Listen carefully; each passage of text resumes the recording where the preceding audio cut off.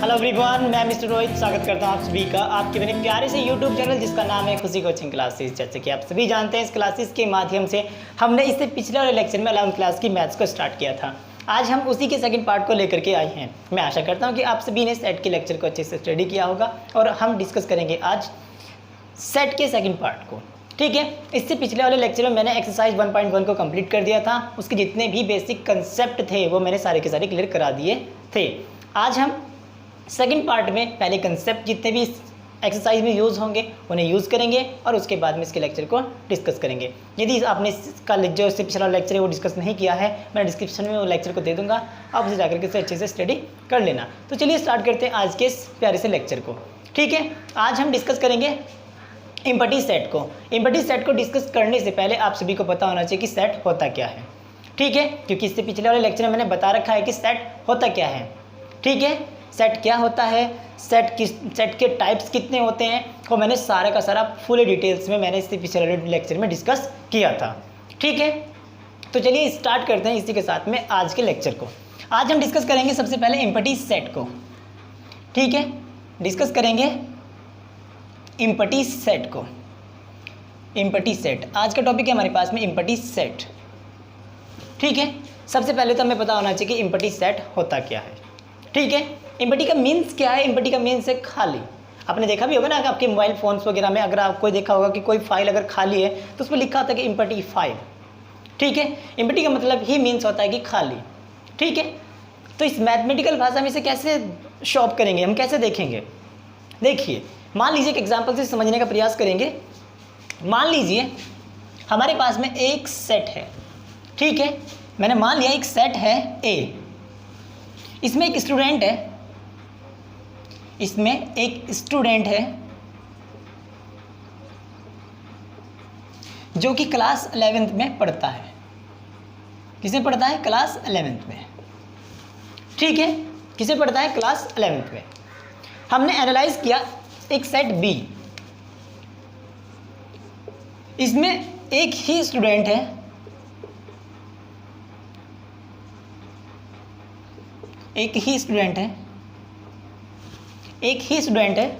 Student है जो कि एक ही समय में क्लास 11th क्लास में भी स्टडी करता है और क्लास 10 में भी स्टडी करता है। और यू नो दैट एक ही समय में कोई एक स्टूडेंट दो क्लास में स्टडी नहीं कर सकता है। आप सभी जानते हैं कि एक समय में कोई भी स्टूडेंट दो क्लास में एक साथ स्टडी नहीं कर सकता है। ठीक है, तो क्या आप यह कह सकते हो कि जो हमारे पास में बी एक सेट है, बी एक ऐसा सेट है जिसके अंदर किसी भी प्रकार का कोई स्टूडेंट नहीं है, नो स्टूडेंट। तो इस प्रकार के सेट को हम क्या कहते हैं? Empty set. ठीक है, अगर बात समझ में नहीं आई है तो एक एग्जांपल्स और लेते हैं। ठीक है, देखिए ज़रा, मैंने कहा मेरे पास में एक ए सेट है। ठीक है, एक्स जेड एक्स ऐसा है 1 less than x less than two, where x is natural number, जहां एक्स क्या है? एक नेचुरल नंबर है। ठीक है, बिटवीन 1 एंड 2। क्या आप सभी जानते हैं? सबसे पहले तो आपको पता होना चाहिए कि नेचुरल नंबर क्या है, और ये कॉमन सी बात है कि आप सभी को पता होगी कि नेचुरल नंबर का जो सेट होता है, यानी कि जो x है वो हमारा नेचुरल नंबर के अंदर बिलोंग करता है। नेचुरल नंबर कौन से होते हैं? 1 2 3 डैश डैश डैश इनफाइनाइट तक। ठीक है, तो आप इस कंडीशन को देख करके यह एनालाइज कर सकते हैं कि 1 और 2 के बीच में किसी भी प्रकार का कोई नेचुरल नंबर नहीं आता है। बात समझ में आ रही है ना कि 1 और 2 के बीच में क्या कोई नेचुरल नंबर है? नो। इसीलिए मैंने कहा कि जो हमारे पास में सेट ए है ये एक इम्पटी सेट है। इम्पटी सेट क्यों है? क्योंकि has no any element.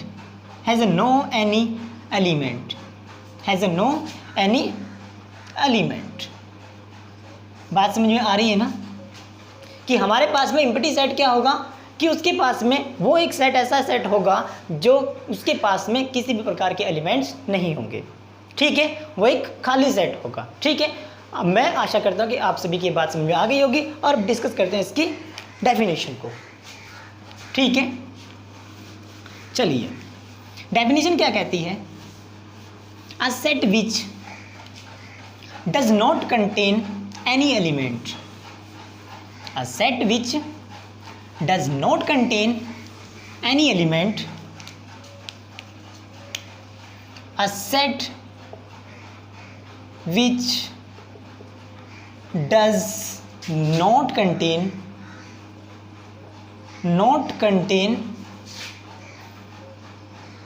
any element, ठीक है, any element is called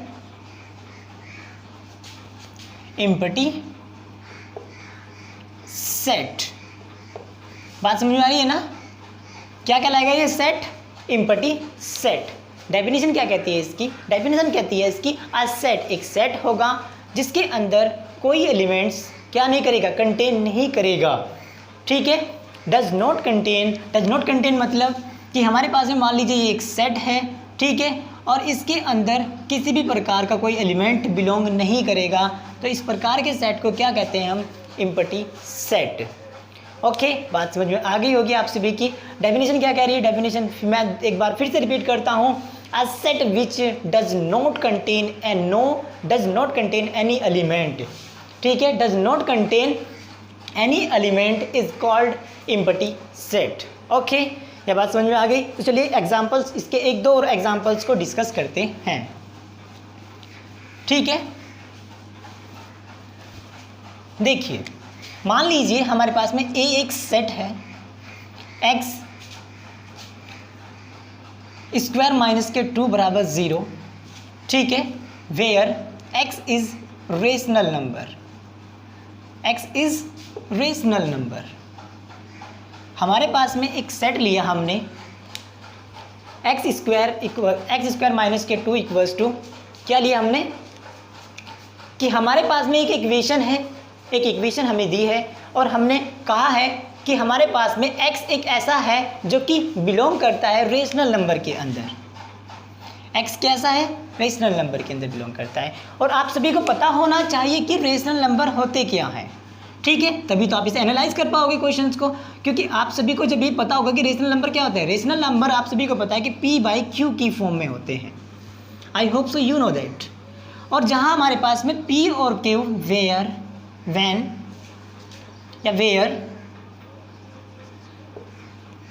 p and q belong करते हैं इंटीजर के अंदर। ठीक है, अब आप ये पूछोगे कि इंटीजर क्या होते हैं? कि इंटीजर होते हैं हमारे पास में 0 + -1 + -2 + -3 डैश डैश डैश। ठीक है, ये हमारे पास में इंटीजर होते हैं और हमारे पास में ये होते हैं रेशनल नंबर, यानी कि ये हमारे पास में जितने भी होंगे p/q की फॉर्म में होंगे। ठीक है, बात समझ में आ रही है ना कि हमारे पास में जितने भी p/q कि ये जो रेशनल नंबर होंगे, ये जो x जो होगा रेशनल नंबर होगा। ठीक है, बात समझ में आ रही है ना यहाँ तक? अब डिस्कस करते हैं इससे। एक्स स्क्वायर माइनस के 2 बराबर 0, x बराबर √√2। तो क्या आपको रेशनल नंबर में कोई ऐसा नंबर दिखाई दे रहा है कि कहीं पर √2 आ जाए? अरे आप कहीं पर भी, क्योंकि मैंने आपको बता दिया है कि p/q की फॉर्म में होगा। उठा लीजिए, किसी भी नंबर को उठा लो। आपने 1 उठाया, ठीक है, 1/, अगर आपने p बराबर 1 और q बराबर 2 उठाया तो 1/2 आ गया। कहीं तक भी इंटीजर आप सभी को पता है कि ये वाले इंटीजर होते हैं हमारे। ठीक है, आप कोई भी ऐसा नंबर उठा लीजिए, कभी भी आपके पास में √2 नहीं आएगा। तो इसीलिए आप सभी कह सकते हैं कि हमारे पास में ए जो एक सेट है, ये एक सेट क्या है? A is empty set. Empty set क्यों है? क्योंकि because has no any element। I hope so you understand। ठीक है, क्योंकि ये किसी भी प्रकार का कोई एलिमेंट्स नहीं रखता है। ठीक है, अगर बात समझ में आ गई हो तो इसे आप नोट कीजिए। एक दो एग्जांपल्स और लेते हैं, जल्दी नोट कीजिए जरा। ठीक है, चलिए एक एग्जांपल और लेते हैं। ये अगर आपकी बात समझ में आ गई है तो एक एग्जांपल और लेते हैं। एग्जांपल दो एक और, हाँ ठीक है, चलिए एक एग्जांपल और डिस्कस करते हैं। मैंने कहा कि एक सेट B है एक्स जेड, एक्स ऐसा है, x is even prime number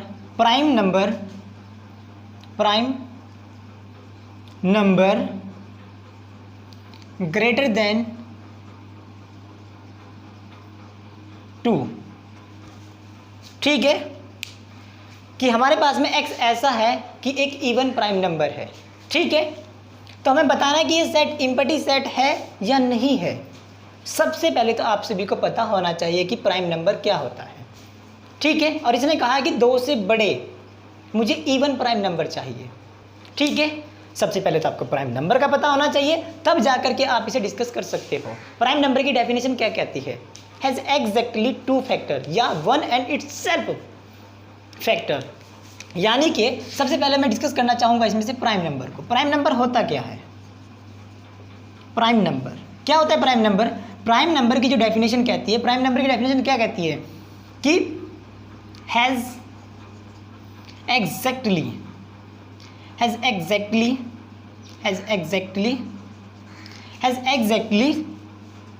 2 factor. यानी कि कोई भी प्राइम नंबर होगा वो एग्जैक्टली 2 फैक्टर रखता होगा। ठीक है, अब उसने क्या कहा है कि इवन नंबर क्या होना चाहिए? इवन होना चाहिए और कम से कम 2 फैक्टर रखता हो। ठीक है, तो आपको पता होना चाहिए कि इवन फैक्टर क्या होता है हमारे पास में। पहली बात तो पता होना चाहिए कि प्राइम नंबर क्या होता है। प्राइम नंबर क्या होंगे हमारे पास में? 2, 3, 5, आगे बताइए 7, क्या 9 होगा? क्या 9 एक प्राइम नंबर है? हाँ, अभी तक तो यही पढ़ा हुआ ना कि 1 या 2, 3, 5, 7, 9, 11। क्या 9 एक प्राइम नंबर है? नो, बिकॉज ये 1 से भी डिवाइड है, ये 3 से भी डिवाइड है और ये 9 से भी डिवाइड है। और प्राइम नंबर की जो एग्जैक्ट डेफिनेशन क्या कहती है? प्राइम नंबर की डेफिनेशन ये कहती है has exactly 2 factor, only 2 factor. अब उसके बाद में एक चीज़ हमने यहाँ पे और देखने को मिलेगी। क्वेश्चन में कहा है कि हमारे पास में x कैसा है? वो इवन नंबर है। क्या एक x एक इवन नंबर है और 2 से बड़ा होना चाहिए। एग्जाम्पल में यही तो पूछा है कि x such that x is even prime number, even prime greater than 2। ठीक है, even prime number greater than 2। ठीक है, यानी कि 2 से तो बड़ा होना चाहिए और वो इवन नंबर होना चाहिए। और आप कहीं तक भी चले जाइए, इसके बाद में 2 को छोड़ करके 2 एक ऐसा नंबर है जो कि इवन, सबसे इवन प्राइम नंबर है। यानी कि प्राइम नंबर के अंदर इवन प्राइम नंबर 2 एक ऐसा नंबर है जो कि एक इवन प्राइम नंबर है। इसके अलावा सारे के सारे ओड प्राइम नंबर होते हैं। ठीक है, जो कि अभी डिस्कशन हुआ है। अभी आप अगर कहीं तक भी चले जाएं, 7, 11 है, 11 की बात करें, 11 एक प्राइम नंबर है बिकॉज ये 1 से डिवाइड है और उसके बाद में 11 से डिवाइड है, 1 एंड इट्सेल्फ। इसलिए हम कह सकते हैं कि 11 हमारे पास में क्या है? एक इवन प्राइम नंबर है। नहीं, हाँ, ओड प्राइम नंबर है। ये क्या है हमारे पास में? ओड प्राइम नंबर है, सॉरी। और हमारे पास में 2 एक क्या है? Prime number, even prime number. तो क्या आप कह सकते हो कि इसके अंदर किसी भी प्रकार का कोई एलिमेंट्स बिलोंग करता है? नहीं, इसके अंदर किसी भी प्रकार का कोई एलिमेंट्स बिलोंग नहीं करता है, क्योंकि 2 एक ऐसा नंबर है जो कि इवन है। और उसने पहले से बोला कि ग्रेटर देन का मीन्स है यहाँ पे कि 2 से बड़े इवन नंबर। ठीक है, और आप सभी को पता है कि इसके अंदर और इवन नंबर नहीं आते हैं। ठीक है, 2 एक ऐसा नंबर है जो कि इवन नंबर है यहाँ पर, इसके अलावा और नंबर इसमें नहीं आते हैं। तो इसीलिए हम कह सकते हैं कि जो B एक सेट ऐसा है, B इज इम्पटी, B एक इम्पटी सेट है। क्यों है? मैंने आप सभी को बता दिया। B एक इम्पटी सेट है। इम्पटी सेट क्यों है मैंने आप सभी को बता दिया। आपको ये इसे नोट डाउन कर सकते हैं आप, जिसके बाद में डिस्कस करते हैं नेक्स्ट। जल्दी से डिस्कस कीजिए, इसे हो गया। चलिए एक एग्जांपल और लेते हैं और उसके बाद में नेक्स्ट टॉपिक को डिस्कस करेंगे, जिसमें कि हमारे पास में होगा इक्वल और अनइक्वल सेट। ठीक है, बात अब मैं आशा करता हूँ कि आप सभी की समझ में आ रहा होगा। ठीक है, मैं एक एग्जांपल और लूँगा, बस लास्ट एग्जांपल है इम्पटी सेट का। देखिए ज़रा, मान लीजिए हमारे पास में एक सेट डी है, एक्स स्क्वायर माइनस के 4 बराबर इक्वल्स टू 0, ठीक है, where x is odd, x is odd number. तो आप सभी मुझे देख करके बताइए कि ये हमारे पास में सेट इम्पटी सेट है या नहीं है, ठीक है। तो क्या ये हमारे पास में एक इम्पटी सेट होगा या नहीं होगा। आप सभी को पता है कि जो हमारे पास में ऑड नंबर होते हैं वो हमारे पास में 1 3 5 ये सब होते हैं।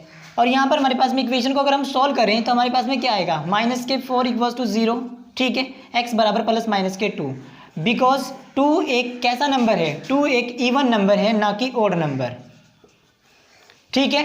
तो हमारे पास में डी एक कैसा सेट हो गया, एक ये D is empty set, empty set.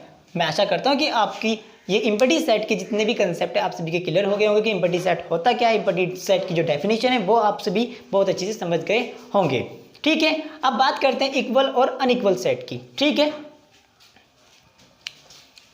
ठीक है। नहीं, इससे अनइक्वल इक्वल से पहले डिस्कस करना चाहूंगा मैं फाइनाइट सेट और इनफाइनाइट सेट को, ठीक है। चलिए फाइनाइट डिस्कस करते हैं, फाइनाइट सेट और इनफाइनाइट सेट। पहली बात तो आप सभी को पता होना चाहिए कि फाइनाइट सेट क्या होता है और इनफाइनाइट सेट क्या होता है। सबसे पहले एग्जांपल से समझते हैं, उसके बाद में डिस्कस करेंगे उसकी डेफिनेशन को, ठीक है। देखिए मान लीजिए मैंने एक सेट लिखा यहाँ पर 1 2 3 4 5। मैंने कहा इसके अंदर जो एलिमेंट्स हैं क्या वो फाइनाइट हैं या इनफाइनाइट है। फाइनाइट का मतलब होता है कि वो एलिमेंट्स, जिस भी किसी भी सेट के वो एलिमेंट्स जिन्हें हम काउंट कर सकते हैं, वो सिंपल सी बात है कि फाइनाइट है। और अगर मैं इसे ऐसे लिख दूं, एक सेट बी बना दूं 1 2 3 4 डैश डैश डैश, जहां ये सारे के सारे क्या है, नेचुरल नंबर है, नेचुरल नंबर है, नेचुरल नंबर। तो क्या ये एक फाइनाइट सेट होगा, क्या ये एक फाइनाइट सेट होगा, ये कभी फाइनाइट सेट नहीं हो सकता, because you know that natural number एक ऐसे नंबर हैं जो कि अनंत तक जा रहे हैं, ठीक है, उनकी कोई लिमिट नहीं है। लेकिन जो मैंने ऊपर एक सेट बनाया है, मैंने ऊपर एक सेट बनाया है जिसमें मैंने रखे हैं काउंटेबल एलिमेंट्स। मैंने क्या रखे हैं, उसे मैंने रखे हैं काउंटेबल एलिमेंट, जिन्हें हम कह सकते हैं कि ये हमारे पास में एक सेट ऐसा सेट है जिसे हम फाइनाइट सेट बोल सकते हैं। ये हमारे पास में क्या है, एक फाइनाइट सेट। ये हमारे पास में क्या है, एक इनफाइनाइट सेट, इनफाइनाइट सेट। आई होप सो ये बात आप सभी की समझ में आ रही होगी कि फाइनाइट और इनफाइनाइट में आप डिफरेंस कर सकते हो। यहाँ पे अगर मैं मान लूँ कि जैसे हमने अभी इम्पटी सेट को भी डिस्कस किया था, तो मैंने कहा एक सेट है जिसके अंदर किसी भी प्रकार कोई एलिमेंट्स नहीं है, तो ये भी क्या है, एक फाइनाइट सेट है। भाई बता सकते हैं ना कि एक फाइनाइट सेट है, इसके अंदर जब कोई एलिमेंट ही नहीं है तो बता सकते हैं ना कि एक फाइनाइट सेट है, ठीक है। तो ये बात आप सभी की समझ में आ गई होगी कि फाइनाइट और इनफाइनाइट सेट क्या होता है, ठीक है। फाइनाइट सेट क्या होगा कि जिसके अंदर एलिमेंट जो होंगे हमारे पास में जो काउंटेबल एलिमेंट्स रखता होगा। A set has countable elements, that is called finite set, otherwise infinite set। Simple है, डिस्कस करते हैं इसकी डेफिनेशन को, ठीक है।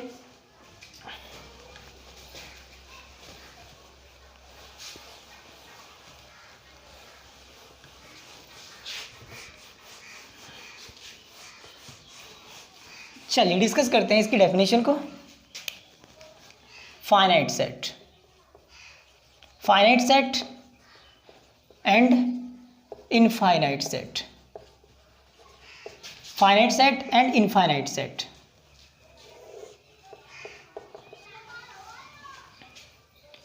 चलिए डेफिनेशन को डिस्कस करते हैं इसकी। डेफिनेशन क्या होगी, a set which is empty, empty set. हमारे पास में जो सेट इम्पटी होगा उसे भी हम काउंटेबल, एक इनफाइनाइट सेट, एक फाइनाइट सेट बोल सकते हैं, ठीक है। भाई हमारे पास में जो इम्पटी सेट है, a set which is empty set, empty set को हम फाइनाइट सेट बोल सकते हैं, या अ सेट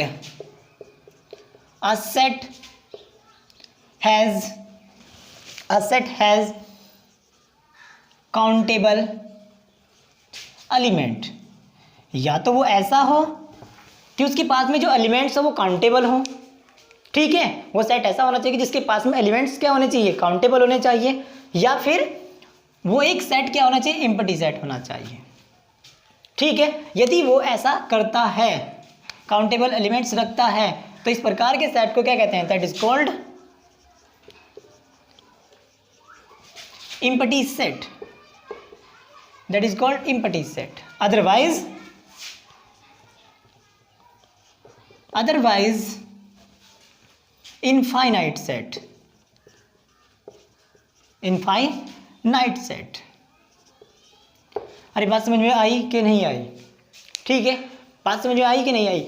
हमारे पास में एक सेट होगा, एम्प्टी सेट को भी हम एक फाइनाइट सेट बोल सकते हैं, क्योंकि उसके अंदर जो एलिमेंट्स है हमें पता है कि कोई एलिमेंट्स नहीं है, तो उसे हम एक फाइनाइट सेट बोल सकते हैं, ठीक है। उसके बाद में हमारे पास में एक जो सेट दूसरा हो सकता है, हम बोल सकते हैं कि वो एलिमेंट्स जो रखे वो काउंटेबल एलिमेंट्स रखे, ठीक है भाई, उन्हें तो हम फाइनाइट बोल सकते हैं, जिन्हें हम काउंट करके बता सकते हैं कि हाँ जो हमारे पास में ये एलिमेंट्स हैं ये हमारे पास में क्या है, काउंटेबल है, ठीक है। इस डेफिनेशन को जरा नोट कीजिए, उसके बाद में कुछ क्वेश्चंस को, एग्जांपल्स को डिस्कस करते हैं, इसके जरा नोट कीजिए। तो डेफिनेशन अगर आप सभी की नोट होगी तो हमें कुछ एग्जांपल्स को लेते हैं, ठीक है, जिससे हम समझेंगे कि हमारे पास में फाइनाइट और इनफाइनाइट कैसे हो सकते हैं, ठीक है। छोटा एग्जाम्पल लेते हैं पहले हम, कि हमारे पास में एक सेट है, हमारे पास में अगर हम डेज का सेट लें कि हमारे एक हफ्ते में कितने दिन होते हैं, 7 डेज होते हैं, तो हमारे पास में 7 डेज का जो हमारे पास में 7 डेज हैं एक ये फाइनाइट सेट होता है, ठीक है। अगर मैं आपसे कहूँ कि हमारे पास में एक सेट है जो कि ए जो है बिलोंग करता है नेचुरल नंबर के अंदर, ठीक है, तो मैंने एक नेचुरल नंबर का सेट बनाया 1 और 2 3 4 डैश डैश इनफाइनाइट, यानी कि हमारे पास में जो सेट के अंदर जो एलिमेंट्स हैं वो इनफाइनाइट एलिमेंट्स हैं। हम नहीं कह सकते कि हमारे पास में ये जो सेट है ये एक इनफाइनाइट सेट है, क्योंकि ये एलिमेंट्स कितने रख रहा है, इनफाइनाइट एलिमेंट्स रख रहा है। बात समझ में आ रही है ना। तो इस प्रकार के सेट को हमारे पास में फाइनाइट सेट कहते हैं, इसे इनफाइनाइट सेट कहते हैं, ठीक है। अरे बात समझ में आ रही है कि नहीं आ रही है। चलिए एक और सेट लेते हैं, मान लीजिए हमारे पास में एक ये सेट है, ठीक है, x बिलोंग्स टू n, ठीक है, एक सेट n है, ऐसे है कि x माइनस के 1 और x माइनस के 2, ठीक है, बराबर 0। तो हमें बताना है कि ये जो सेट है हमारे पास में क्या एक एम्प्टी सेट है या नहीं, ये हमारे पास फाइनाइट है या इनफाइनाइट सेट है, ठीक है। तो कैसे याद करेंगे हम इसे, देखिए क्या तक दिख रहा है ना, ठीक है, मैं इसे यहाँ डिस्कस कर लेता हूँ, ठीक है। x जो है हमारे पास में बिलोंग करता है नेचुरल नंबर के अंदर, ठीक है। तो डिस्कस करते हैं कि x माइनस के 1 और x माइनस के 2 क्या आएगा, हमारे पास में 1 और 2 आएगा, ठीक है। सिंपल सी बात है कि 1 और 2, और 1 और 2 दोनों के दोनों बिलोंग करते हैं नेचुरल नंबर के अंदर, ठीक है, दोनों के दोनों बिलोंग करते हैं नेचुरल नंबर के अंदर। और फाइनाइट है कि दो ही एलिमेंट ऐसे हैं कि दोनों एलिमेंट है 1 और 2, एक फाइनाइट एलिमेंट भी है। तो हम इसे कह सकते हैं कि ये जो एग्जांपल्स है, ये हमारे पास में ये जो क्वेश्चन है, ये क्या है, हमारे पास में फाइनाइट सेट है, ठीक है। इसे आप नोट डाउन कीजिए और उसके बाद में डिस्कस करते हैं इसके कुछ एग्जांपल्स को, जो कि बहुत प्यारे होंगे, ठीक है। तो चलिए डिस्कस करते हैं। मैं 2 एग्जांपल्स हैं आप सभी के सामने, मैं इन दोनों एग्जांपल्स को डिस्कस करूंगा। आप सभी को बताना है कि इनमें से कौन सा फाइनाइट है और कौन सा इनफाइनाइट है, ठीक है। तो मैं मानता हूं कि आप सभी का फाइनाइट और इनफाइनाइट का जो कंसेप्ट है वो क्लियर हो गया होगा। तो मैंने कहा है यहाँ पे क्वेश्चन है कि x इज दैट x ऐसा है कि x जो है बिलोंग करता है नेचुरल नंबर के अंदर, ठीक है, और x कैसा है, एक प्राइम नंबर है, ठीक है।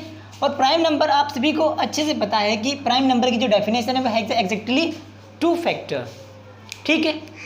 तो ऐसे बहुत सारे नेचुरल नंबर के अंदर ऐसे बहुत सारे नंबर्स होते हैं जो कि 2 फैक्टर रखते हैं, ठीक है। आप उठा करके देख लीजिए, नेचुरल नंबर को लिखना स्टार्ट कीजिए, 1 2 3 4 5 6 7 8 9 और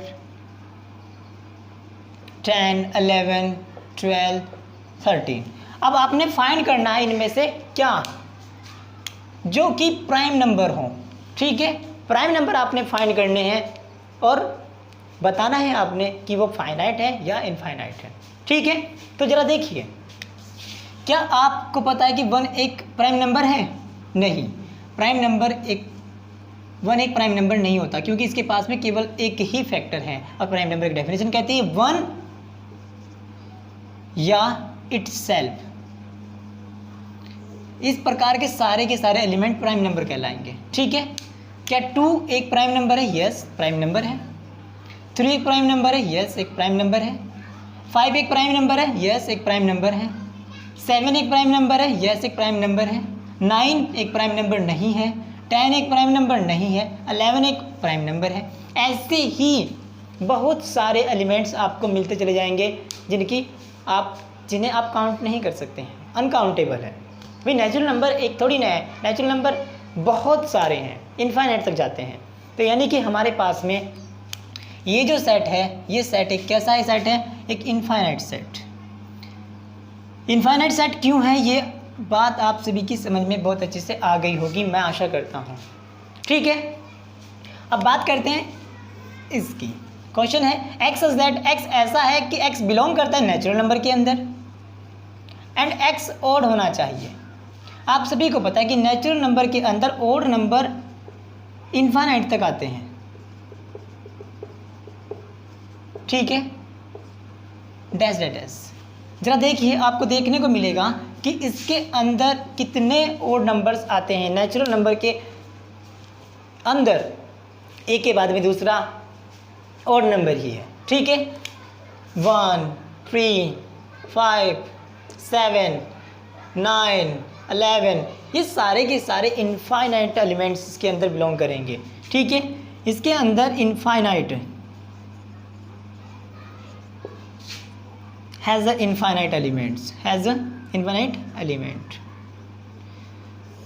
मैं मानता हूं कि आप सभी का जो कंसेप्ट है फाइनाइट और इनफाइनाइट का क्लियर हो गया होगा। ठीक है, तो इन एग्जांपल्स को आप उतारिए और उसके बाद में डिस्कस करते हैं इक्वल एंड अनइक्वल सेट को। ठीक है, तो चलिए इससे आप जल्दी नोट डाउन कीजिए। ठीक है, नोट डाउन हो गया, तो चलिए इसे रब करते हैं और डिस्कस करते हैं इक्वल सेट और अनइक्वल सेट। सबसे पहले तो आप माइंड में डिस्कस कीजिए अपने कि इक्वल और अनइक्वल सेट होता क्या है।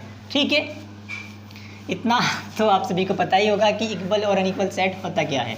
ठीक है, देखिए इक्वल और अनइक्वल सेट क्या कहता है कि हमारे पास में दो सेट होंगे इक्वल। भाई इक्वल और अनइक्वल सेट कब करेंगे हम? जब हमें किसी अदर एलिमेंट्स के साथ में कंपैरिजन करेंगे, तभी तो हमें पता लगेगा कोई सेट इक्वल है या अनइक्वल सेट है।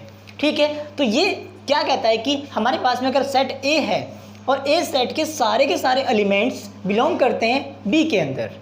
ठीक है, और सेट बी के सारे एलिमेंट्स बिलोंग करते हैं ए के अंदर, that is called equal set, otherwise unequal set. यानी कि हमारे पास में दो सेट होंगे। If A set A every elements belong to B and set B of every elements of belongs to set A, that is called equal set, otherwise unequal set। यानी कि हमारे पास में मान लीजिए एक सेट है A जिसके अंदर एलिमेंट्स है 1 2 3 4। ठीक है, और एक सेट B है जिसमें हमारे पास में 2 3 4 1। ठीक है, आपको देखने को मिलेगा कि इन दोनों सेट के अंदर जो एलिमेंट्स हैं वो सारे के सारे क्या हैं? सेट ए के अंदर भी 4 एलिमेंट्स हैं और इस सेट के अंदर भी एलिमेंट्स कितने हैं? 4 हैं। और दूसरी बात मैंने आपको बताई थी कि ए के सभी एलिमेंट्स 1 2 3 4 2 1 3 4, यानी कि ए के सारे एलिमेंट्स बी के अंदर होने चाहिए। है या नहीं है? है या नहीं है? इसे आप थोड़ा सा आगे जा करके पढ़ोगे, इसे हम कहते हैं मैपिंग, ठीक है।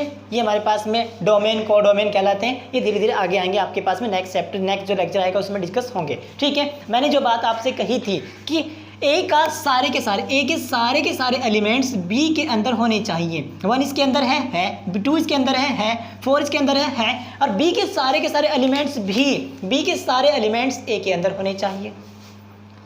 तब हम जा करके कह सकते हैं कि हमारे पास में ये जो सेट है, ये दो जो सेट हमारे पास हैं, ये एक इक्वल सेट हैं, ये एक इक्वल सेट कहलाएंगे, ठीक है। अदरवाइज अगर ये कुछ सेट ऐसा होता, मान लीजिए हमारे पास में सेट एक ऐसा है, ए सेट मान ली मैंने 1 2 3 4 5 एंड दूसरा जो हमारे पास में सेट है वो हमारे पास में है कि 2 3 2 4 5 6 7 8। क्या हमारे पास में ए और बी एक इक्वल सेट हैं? No, never. डेफिनेशन क्या कहती है सेट की? इक्वल सेट की डेफिनेशन क्या कहती है कि हमारे पास में ए के सारे एलिमेंट्स बी के अंदर होने चाहिए। बात समझ में आ रही है ना कि ए के सारे एलिमेंट्स बी के अंदर होने चाहिए और बी के सारे एलिमेंट्स ए के अंदर होने चाहिए। That is called equal set, otherwise unequal set. तो बात समझ में आ गई होगी। तो डिस्कस करते हैं इसकी डेफिनेशन को।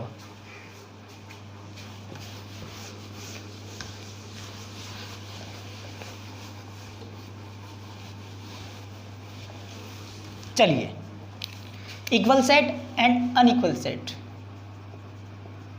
Equal set and unequal set.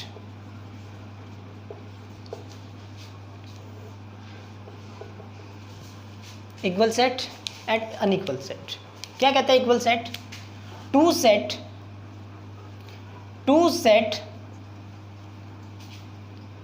Are said to be equal if they have same element, if they have same element that is called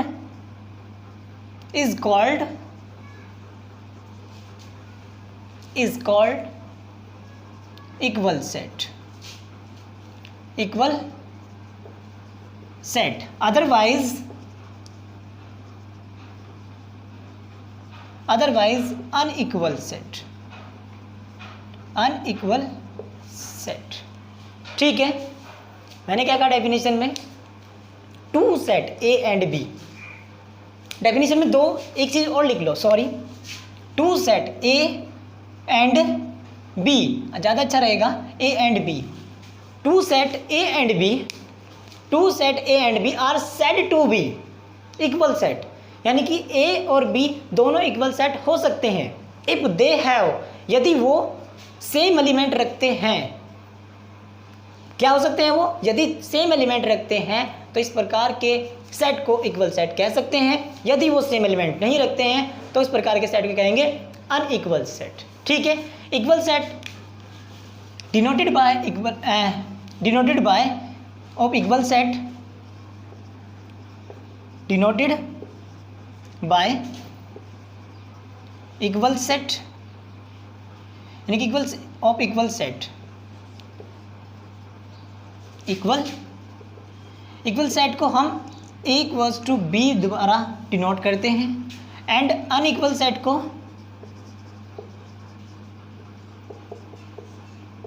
कुछ इस प्रकार से डिनोट करते हैं। बात समझ में आ रही है ना? नहीं आई है तो एग्जाम्पल और लेते हैं, कोई दिक्कत नहीं है, ठीक है। मैंने कहा कि मेरे पास में ए एक सेट है, ए बी सी और डी, ठीक है। और एक सेट बी है कि हमारे पास में ए बी सी और डी, ठीक है। क्या ये एक इक्वल सेट है या नहीं है? क्या ये एक इक्वल सेट है या नहीं है? हमारे पास में ये एक इक्वल सेट है, हमारे पास में ये एक इक्वल सेट है, क्योंकि ए का प्रत्येक एलिमेंट्स बी के अंदर बिलोंग करता है, ए का प्रत्येक एलिमेंट बी के अंदर बिलोंग करता है, अर्थात बी का प्रत्येक एलिमेंट ए के अंदर बिलोंग करता है, that is called equal set. ठीक है, अदरवाइज ऐसा नहीं होता। अगर मान लीजिए हमारे पास में कुछ ऐसा होता कि हमारे पास में एक सेट दे दिया, मान लीजिए एक सेट सी है जिसके अंदर एलिमेंट 1 2 3 4 डैश डैश डैश क्या 4 तक मैंने एलिमेंट लिए, और डी मैंने एक एलिमेंट लिया जिसके अंदर 5 6 7 8, एक मेरे पास में सेट ये है। क्या ये एक इक्वल सेट होगा या नहीं होगा? आपको देखने को मिलेगा कि हमारे पास में कोई भी सेट ना तो बी क्या सी डी के अंदर बिलोंग कर रहा है, नो। क्या डी सी के अंदर बिलोंग कर रहा है, नो। तो इसीलिए हम कह सकते हैं कि ये एक क्या सेट है, अनइक्वल सेट। सो प्लीज़ आप इसे नोट डाउन कीजिए और उसके बाद में डिस्कस करते हैं नेक्स्ट टॉपिक को। जल्दी नोट डाउन कीजिए, जल्दी नोट डाउन कीजिए, जल्दी जल्दी नोट। ठीक है, हो गया, रब करें। ठीक है, चलिए एक दो क्वेश्चंस और लगाते हैं और उसके बाद में इसकी एक्सरसाइज काफ़ी इजी है। मैं आशा करता हूँ कि आप सभी उसे अच्छे से कर लेंगे। ठीक है, अब एक क्वेश्चंस और मैं करा देता हूँ आप सभी को। एक्सरसाइज आप सभी कर लेना, बहुत इजी है इसका, ज़्यादा इसके हार्ड एक्सरसाइज नहीं है। जितने भी अगले एक्सरसाइज जितने भी आएंगे उसके सभी क्वेश्चंस हम एनसीईआरटी के सभी क्वेश्चंस को सॉल्व करेंगे। ठीक है, चलिए एक क्वेश्चंस लगाते हैं। मान लीजिए एक सेट है, आपको बताना है ये फाइनाइट है, इक्वल सेट है या अनइक्वल सेट है। मैंने लिखा SCHOOL स्कूल, एक सेट बी है हमारे पास में। मैंने लिखा क्या ये एक इक्वल सेट है या नहीं है। आप मुझे बताएंगे क्या ये इक्वल सेट है या नहीं है। ये एक इक्वल सेट है, आप कहेंगे क्यों। मैंने कहा ये एक इक्वल सेट है, ये एक इक्वल सेट है। आप कहोगे क्यों, वाई। मैं आपको बताऊं कि मैंने जब आपको सेट पढ़ाया था तो मैंने कहा था सेट को हमने दो पार्ट्स में डिवाइड किया था, रोस्टर और टेबुलर। या हमारे पास में था टेबुलर तो इधर था बिल्डर फॉर्म।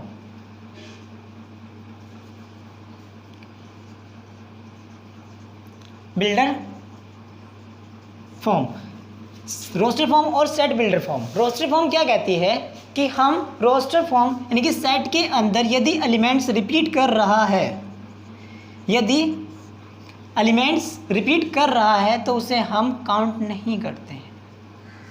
ठीक है, उसे हम यदि एलिमेंट्स क्या कर रहा है, रिपीट कर रहा है, तो उसे हम क्या सिंगल मान लेते हैं। ठीक है, रोस्टर फॉर्म क्या कहती है कि does not repeat any elements. Roster form में ये हमारी क्या है, रोस्टर फॉर्म है या नहीं है, ये हमारी क्या है, रोस्टर फॉर्म है। ये क्या है, हमारी रोस्टर फॉर्म है, रोस्टर फॉर्म। और रोस्टर फॉर्म क्या कहती है कि does not repeat any element, does not repeat any element, यानी किसी भी एलिमेंट को रिपीट नहीं करते इन अ रोस्टर फॉर्म।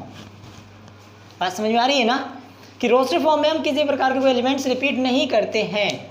तो आप सभी को पता है कि ये दोनों क्या लिखे हुए हैं, रोस्टर फॉर्म में। भाई रोस्टर फॉर्म में लिखे हुए हैं ना, तो हमारे पास में जो एलिमेंट्स यहाँ पे डबल ओ आ रखा है इसे हम काउंट नहीं करते हैं, इसीलिए हम काउंट करते हैं इन दोनों को। इसीलिए मैं कह सकता हूँ कि ये जो हमारे पास में सेट है ये एक इक्वल सेट है। ठीक है, ना कि अनइक्वल सेट है। बात समझ में आ गई है। तो चलिए यहाँ तक आप सभी को मुझे लगता है कि आपके जितने भी कंसेप्ट है वो मैंने क्लियर कर दिए हैं। ठीक है, आपको अगर कोई भी डाउट्स आता है तो किसी प्रकार अगर आपका कोई डाउट है तो प्लीज़ आप मुझे कमेंट बॉक्स में कमेंट कीजिए। आपके सभी के सभी मैथमेटिकल के जितने भी एक्सरसाइज के, जितने भी एनसीईआरटी का मैथमेटिकल के जितने भी क्वेश्चंस होंगे हम उन्हें सॉल्व करेंगे। पढ़ाई करते रहिए अच्छे से। मिलते हैं नेक्स्ट लेक्चर में। All the very best.